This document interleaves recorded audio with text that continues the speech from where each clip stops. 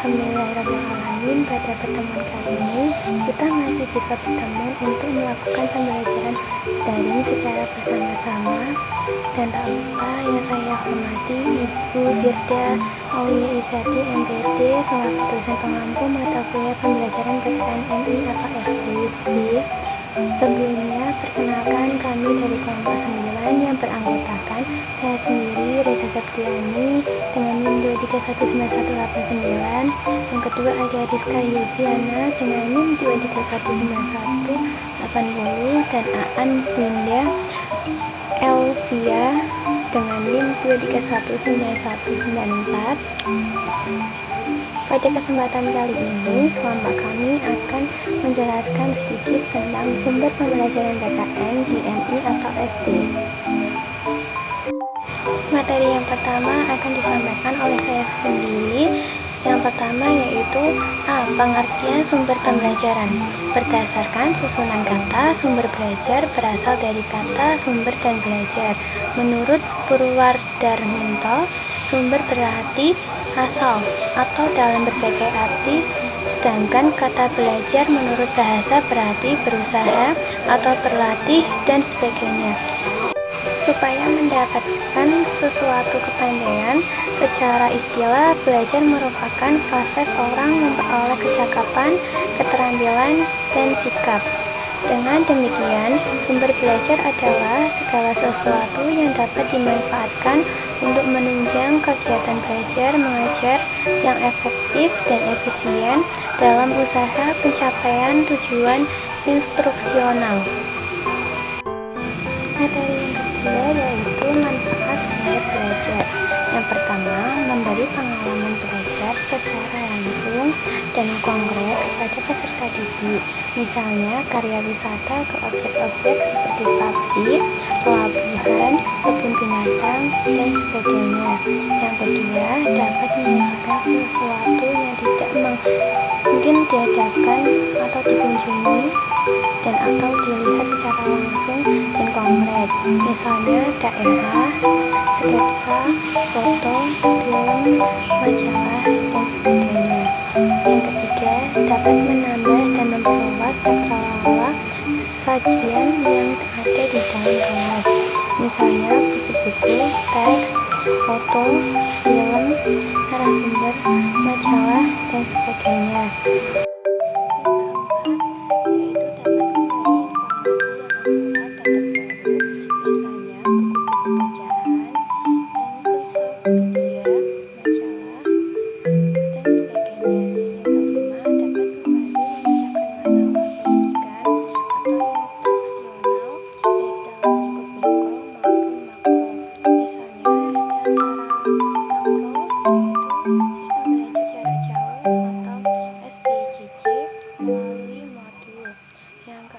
Dapat memberi motivasi yang positif apabila dilatih dan direncanakan secara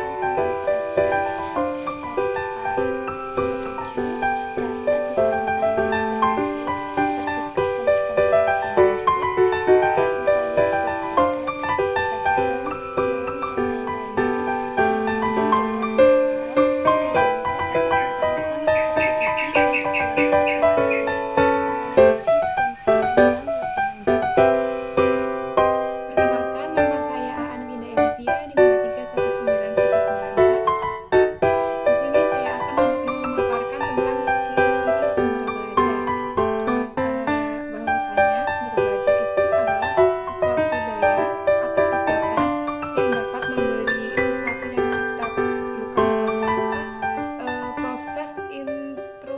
Oleh karena itu, apabila suatu daya tidak memberi terhadap apa yang diinginkan sesuai dengan tujuan instruksional, maka daya tersebut tidak dapat disebut sebagai sumber belajar. Secara garis besar, sumber belajar itu mempunyai ciri-ciri sebagai berikut. Yang pertama, sumber belajar harus mampu memberikan kekuatan dalam proses belajar mengajar sehingga tujuan instruksional dapat tercapai secara maksimal. Yang kedua, sumber belajar harus mempunyai nilai-nilai instruksional edukatif, yaitu dapat mengubah dan membawa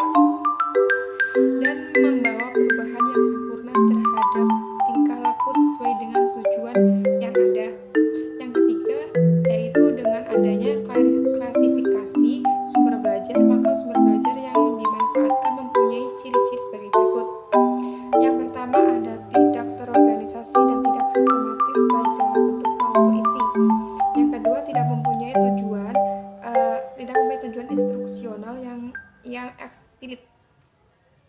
Yang ketiga, hanya dipergunakan untuk keadaan dan tujuan tertentu atau secara insidental.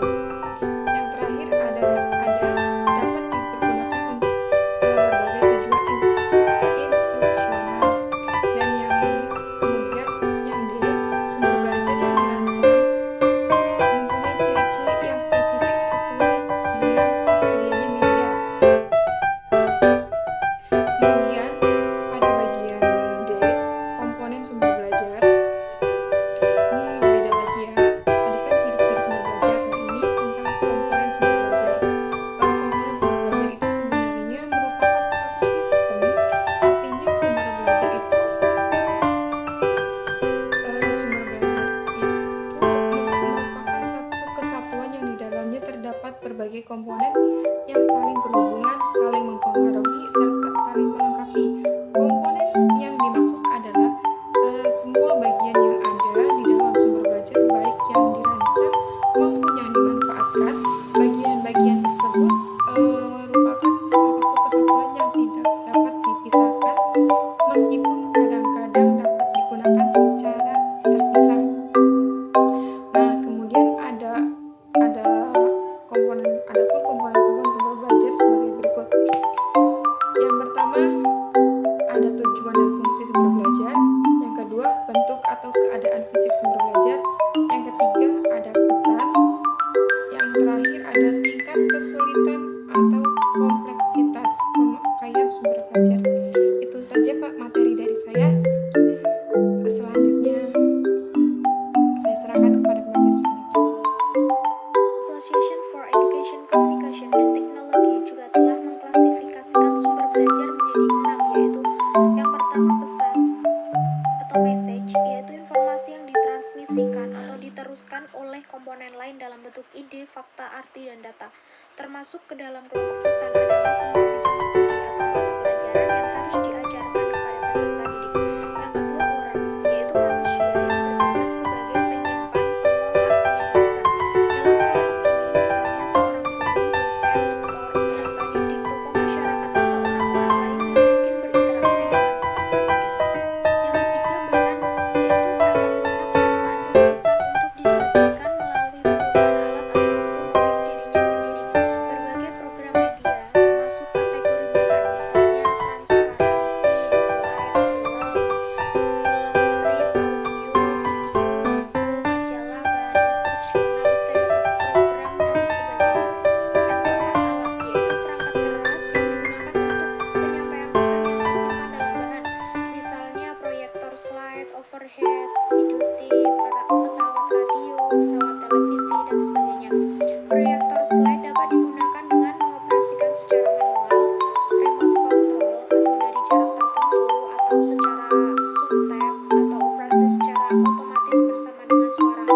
Operasi slide dapat pula dengan animasi atau dilakukan dengan menggunakan beberapa proyektor yang telah diprogram sedemikian rupa secara otomatis antara operasi dissolve-nya suara dan gambarnya, sehingga menimbulkan kesan hidup. Operasi seperti ini kebanyakan dipergunakan untuk keperluan suatu pertunjukan atau penampilan yang menghendaki adanya suatu impresi dan apresiasi.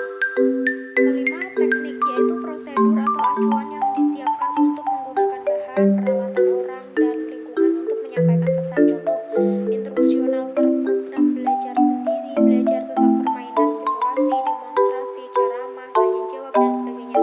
Yang keenam, lingkungan atau setting, yaitu situasi sekitar di mana pesan disampaikan. Lingkungan bisa bersifat fisik atau gedung sekolah, kampus, perpustakaan, laboratorium, studio, auditorium, museum, taman, maupun lingkungan non-fisik atau suasana belajar, dan sebagainya. Pilihan sumber belajar. Untuk memilih sumber belajar yang baik, perlu memperhatikan beberapa kriteria sebagai berikut. Yang pertama, ekonomis dan murah. Hendaknya dalam memilih sumber belajar mempertimbangkan segi ekonomis dalam arti relatif murah, yakni secara nominal uang atau biaya yang dikeluarkan hanya sedikit. Yang kedua, praktis dan sederhana. Praktis artinya tidak memerlukan pelayanan dan pengadaan sampingan yang sulit dan langka.